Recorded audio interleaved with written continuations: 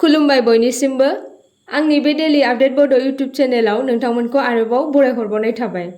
दिनै आं नोंथांमोननि गेजेराव मोननैसो सानसेयारि खौरां लानानै फैदों। आं आसा खालामो नोंथांमोना भिडिअखौ जोबजासिम नायलांगोन आरो लोगोसे चेनेलखौ साबस्क्राइब खालामनानै लागोन। दिनैनि गिबिसिन खौराङाव दङ गोदान दिल्लीयाव बड'लेण्ड फेस्टिभेल खुंफुंनाय जागोन।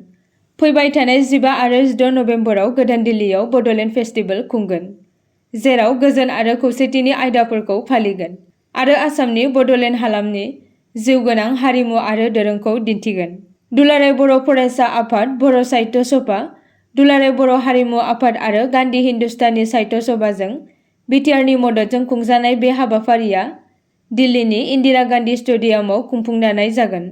बेनि थांखिया बड'लेण्डनि हारिमुआरि धोनखौ हायुंआरि नायगिरिफोरनि थाखाय लाबोनाय।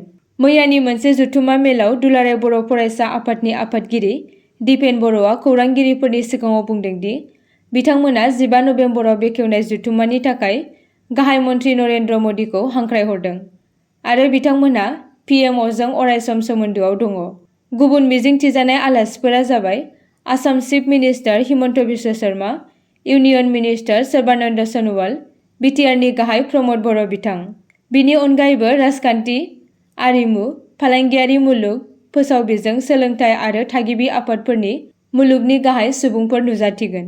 16 नभेम्बराव बर' साहित्य सभानि 73थि गायसंनाय सान फालिगोन आरो ओनसोलनि धोनि मोनथाय आरो हारिमुखौ दिन्थिफुंनो थाखाय राजघाटनिफ्राय इन्दिरा गेटसिम मोनसे गाबगोनां हारिमुआरि हानजा सुरनाय थांखि लादों। नेशनेल इडुकेसन पलिसि 2020 नि गेजेरजों बिमा रावनि बिजोंनि सोलोंथाइनि जेंनाफोर आरो खाबुफोरनि सायाव आरोबाव मोनसे जथुम्मा जागोन।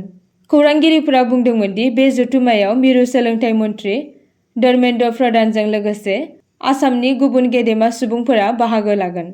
हारिमु आरो दावबायथायनि गेजेरजों वाइब्रेन्ट बड'लेण्ड ओनसोल लुनायनि सायाव थागिबि हारिमुआरि मेल आरो सावरायनायनि सायाव सावरायनाय जागोन, जेराव डनार मिनिस्टार ज्योतिर आदित्यया आलासि महरै बाहागो लागोन आरो बड'लेण्ड हालामनि दावबायथाय आरो हारिमुखौ जौगाहोनायजों गौथुम सोरखारा मानास हायुङारि पार्क, रायमना हायुङारि पार्क, भारत-भुटान सिमानि गोजाम मिथिंगायारि समायना नुथायनि धोनि जिब रोखोमथायखौ नायनो आरो सोलोंनो थाखाय हायुङारि आरो हादोर गेजेरारि दावबायारिफोरखौ गोसो बोनो हानाय ओनसोलनि रांखान्थिखौ लाखिनो नाजागासिनो दङ। नैथि खौराङाव दङ मसलपुराव मुलाम्फा मोनगिरिफोरनो बिटिआर सोरखारा अनसाय बिथांखिनि चेक राननानै होदों। बाक्सा जिल्लानि मसलपुराव दिनै सा 200निबो बांसिन मुलाम्फा मोनगिरिफोरनो बिटिआर सोरखारा अनसाय बिथांखि मावथांखि चेक राननानै होयो। मसलपुराव थानाय कालचारेल कमप्लेक्सआव बापन बसुमतारीनि मेल सामलायनायाव मोनसे गेवलां मेलनि गेजेरजों बिटिआर सोरखारनि अनसाय बिथांखि मावथांखिनि चेकखौ राननानै होयो। लोगोसे मुलाम्फा मोनगिरिफोरा बिटिआर सोरखारनि अनसाय बिथांखिनि चेकखौ मोन्नायजों गोजोननायखौ फोरमायो। बे हाबाफारियाव मसलपुर पिसिएलसिसिनि मासिगिरि मनेश्वर बसुमतारी आरो मसलपुर ब्लक इउपिपिएल दोलोनि गोबां दैदेनगिरि सोद्रोमा मावथिफोरखौ बाहागो लानायखौ नुनो मोनो आरो लोगोसे बिनि अनगायैबो पर्बतझरायावबो बिटिआर सोरखारनि अनसाय बिथांखि चेकखौ राननानै होदों। क'क्राझार जिल्ला पर्बतझरा महकुमानि सिङाव थानाय काजिगावनि नब्लाङाव अनसाय बिथांखि मुलाम्फा मोनगिरिफोरनो बिटिआर सोरखारनिफ्राय नखर सुंथायाव हेफाजाबनि थाखाय अनसाय बिथांखि मावथांखिनि चेकफोर राननानै होदों। गासै मोनथाम बिसिडिसि काजिगाव, देबिटला, मदाटिनि मोननो गोनां गासै सा 195 सोद्रोमाफोरनो अनसाय बिथांखिनि चेकखौ मोनसे गेवलां मेलनि गेजेरजों होनाय जायो आरो लोगोसे गुबुन गुबुन जायगायावबो राननायनि बाथ्राखौ मख'बावो। थामथि खौराङाव दङ चन्दन ब्रह्मआ MLA नि टिकेटनि थाखाय इउपिपिएलआव हाबाखै। उफ्रा बिसायख'थिनि फोसावथाय मेलाव सिडली बिधानसभा बियाबनि बिजाथि निर्मल कुमार ब्रह्मआ देरहासार जागोना रोखा, मानोना गासै रायजो राजाया इउपिपिएल दोलोखौ मोजां मोनो आरो बिथांमोना इउपिपिएलनो भट होना देरहाहोगोन। इउपिपिएलआ रायजो राजाफोरनि थाखाय गासैबो सेक्टरानो जौगानायनि थाखाय खामानि मावगासिनो आरो मावबाय थागोन, जायनि थाखाय रायजो राजाफ्रा इउपिपिएलनो भट होगोन होनना फोरमायदों सिएम प्रमद बर'नि पिए चन्दन ब्रह्म बिथाङा। आरो बिपिएफनि शाहजाहान आली आहमेदआ बुंनाय हानि पाट्टानि राननायनि बाथ्राखौ लानानै फोरमायना होदों दि इउपिपिएल सोरखारा रानना होनाय हानि फोरमान बिलाइआ बेलु दङ आरो इउपिपिएलआ हानि फोरमान बिलाइखौ रानदों। आरो माखासे मोनबावनांगौ गोनांनोबो रानबावगोन। बिथाङा बुंबावदोंमोन दि आं UPPLआव MLA नि टिकेटनि थाखाय जयेन जायाखै आरो आं MLA नि थाखाय टिकेट मोनैनि खुद्रियाखैबो। आं UPPL दोलोआव खौसेयै ज' जाना खामानि मावलांनोसो जयेन जादों।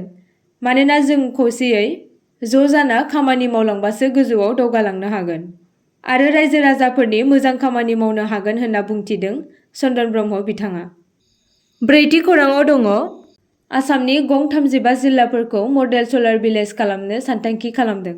आसामनि मोन 35 जिल्लाफोरनि मोनफ्रोमावबो गामियाव सलार एनार्जि जागायनो थाखाय थांखि लादों। PM सूर्य घर स्किमनि सिङाव मडेल सलार भिलेज खालामनो थाखाय MLA फोरजों सावरायनानै रायजोनि मोब्लिब मन्थ्रिया थांखि लानाय गामिफोरनि मोनसे फारिलाइबो APDCL जों थियारि खालामजादों। डिस्ट्रिक्ट लेभेल कमिटिजों गामिफोरखौ थि खालामनायनि उनाव आसामनि मोनफ्रोमबो गामियाव सलार एनार्जि गायसननो थाखाय गुवारै मावथांखि फोरमायथिखौ आसाम गोहो जौगाखां एजेन्सिया APDCL नि हेफाजाबाव थियारि खालामगोन। मावख'आरि सुलुङा बुंदोंमोन दि मोनफ्रोमबो गामिया सलार एनार्जि गायसंनो थाखाय मिरुआरि राङारि हेफाजाब महरै 1 कौटि रांनि अनसुंथाइ मोनगोन। गामिफोरखौ गामिनि खाजोना सिमानि सिङाव फसंनाय गासै रानजानाय गोदान गोहोनि सायाव बिजिरनाय जागोन आरो गामिनि सिमानि सिङाव बयनिख्रुइ बांसिन गोहो थानाय गामिखौ बै जिल्लानि थाखाय दिन्थि नेरसोन सानखौरां गामि महरै सायख'नाय जागोन। खेबसे मडेल सलार भिलेजखौ सायख'नायनि उनाव रायजो दाफिननाय गोहो जौगाथाय एजेन्सिया मडेल सलार भिलेज इमप्लिमेन्टिं एजेन्सि महरै खामानि मावगोन। सलार भिलेज इमप्लिमेन्टिं एजेन्सिया गामिखौ सानखौराङारि गोहो गोनां गंसेयाव सोलायनो थाखाय मोनसे DPR जौगाहोगोन। बाथि खौराङाव दङ गरेसरनि बरगुली रङिया फोनांजाब लामा बानायनायाव ठिकादारखौ जाख्ल'नायनि अजद होदों रायजो राजाफोरा। तामुलपुर जिल्लानि गरेसर साखाथिनि बरगुली रङिया फोनांजाब पाक्का लामा बानायनायाव ठिकादारनि गोबां जाख्ल'नायनि अजद होदों। अजद होनाय बायदिब्ला लामा बानायनायाव ठिकादारनि बेले-बेजेनि थाखायनो साननैसो सिगां बानायखांनाय लामाया बाख्ला-बाख्लि बायनो हमदों। बायनायनि साननैसोनि उनावनो लामानि ब्लेक टपिंखौ आखाइजों बोखारनो हानाय थासारिखौ नायनानै ठिकादारआ बांसिन मुलाम्फानि आरो गाहाय थाखोनि खामानि मावनायनि अजद होदों। रायजो सोरखारनि लक निर्माण बिफान रङियायाव थानाय मावमिनगिरि मावख'नि बेन्दोंआव बे लामाखौ बानायनाय ठिकादार अमल बर'आ लामा बानायनायनि नोजोरसंगिरिनि बिबानाव थानाय इन्जिनियारखौ मेनेज खालामनानै बेबादि बेले-बेजे खालामदों होनना अजद होदों। बिनि थाखायनो जाख्ल'नायखौ नायबिजिरना लामाखौ मोजाङै बानायना राहा खालामनानै होनो थाखाय रायजोफोरा दाबि दैखांदों। द'थि खौराङाव दङ आसामाव प्राइम मिनिस्टार इन्टार्नशिप स्किम 2024-25 खौ बेखेवबाय। आसाम सोरखारनि रोंगौथि, साख्रि आरो फालांगियारि बिफानआ प्राइम मिनिस्टार इन्टार्नशिप स्किमखौ जागायजेनदों। बे बिथांखिया हादोरनाङैनो हाबाफारिफोरनि बाहागो महरै आसामनो 3523 इन्टार्नशिपनि मासि होनाय जादों, जायनि थांखिया गासै भारतआव 1.25 लाख लाइमोनफोरनो खाबु इन्टार्नशिप होनाय। बे हाबाफारिया साख्रि नागिरग्राफोरनो भारतनि जौसिन गं 500 कम्पानिफोराव प्लेसमेन्टनि गेजेरजों आखाइजों रोंमोनदांथि आरजिनो खाबु होयो। गाहाय आफादफोरनि बे नांजाबनायखौ इन्टार्नफोरनि जिउराहायारि रोंगौथि आरो दारिमिननि गियानखौ बांहोनो थाखाय डिजाइन खालामनाय जादों। इन्टार्नफोरनो 12 दाननि थाखाय 5,000 रांनि दानारि होनाय जागोन, जाय 6,000 रांनि खेबसे अनसुंथाइजों सुफुंजागोन। बिनायसाफोरनि बैसोआ 21 निफ्राय 24 बोसोरनि गेजेराव जानांगोन आरो उदायथि मोनथायखौबो आबुं खालामनो थाखाय थाखो 10-12 लोगोसे ITI डिप्ल'मा एबा ग्रेजुवेट उथ्रिनाय जानांगोन। गोसो गुदुं आरज गाबगिरिफोरा रेबथुमनाय बिखान्थिनि समाव गोनां डकुमेन्टफोर गथायनो नांगोन, जेराव आधार कार्ड, सोलोंथायारि रोंगौथिनि फोरमान आरो इनकाम सार्टिफिकेट। रेगुलेशननि जोबथा अक्ट'आ नबेम्बरनि 10 सिम आरो pminternship.mca.gov.in वेबसाइटआव थांना एप्लाइ खालामनो हागोन। स्निथि खौराङाव दङ आसामाव रंखर फुजा फालिनो थाखाय 5 जानुवारि खालि होबथानाय बन्द फोसावदों। आसाम सोरखारा रंखर फुजानि फालिथायाव बोसोरफ्रोमबो 5 जानुवारियाव रायजो सोरखारनि मावफारियाफोरनि थाखाय मोनसे सिमा गोनां बन्द फोसावदों। रंखर फुजानि थाखाय मोनसे होबथाजानाय बन्द फोसावनायनि आसाम सोरखारनि थिरांथाया कार्बि हारिनि हारिमुआरि दोरोंफोरनि मोनसे ओंथिगोनां गनायथि। कार्बि हारिसाजों फालिजानाय बे फोरबोआ साबायखर बावनाय, गाज्रिनिफ्राय रैखाथिनि थाखाय आरज गाबनाय आरो गोजोन, जौगानाय आरो गोबां आबादनि थाखाय बोर होनायनि सम। बियो कार्बि आलं जिल्लायाव जुनिया गोनांथि दङ, जेराव फालिथायफोराव दोरोङारि मोसानाय, हादोरारि गेलेमु आरो देंखोआरि आरो हारिमुआरि दिन्थिफुंनायफोर दङ। बे सानखौ मोनसे होबथाजानाय जिरायनाय सान महरै आलादा दोननानै सोरखारा हारिमुआरि सोफादेरनायखौ बांहोगासिनो आरो कार्बि हारिफोरखौ गावसोरनि उनमोनथाइखौ मान होनो आरो संरैखा खालामनो मोनसे मावख'आरि खाबु होदों। बे आवफावा खालि हारिमुआरि रोखोमथायखौल' मदद खालामाखै, नाथाय आसामनि धोनि आरो बायदि रोखोमनि दोरोंफोरखौ गुवारै सिनायथि होनोबो थुलुंगा होयो। बियो हादोरारि हारिमुआरि हुदाफोरखौ संरैखा खालामनाय आरो रायजोनि सिङाव खौसेथिखौ बांहोनायाव मोनसे बेसेन गोसा आगान।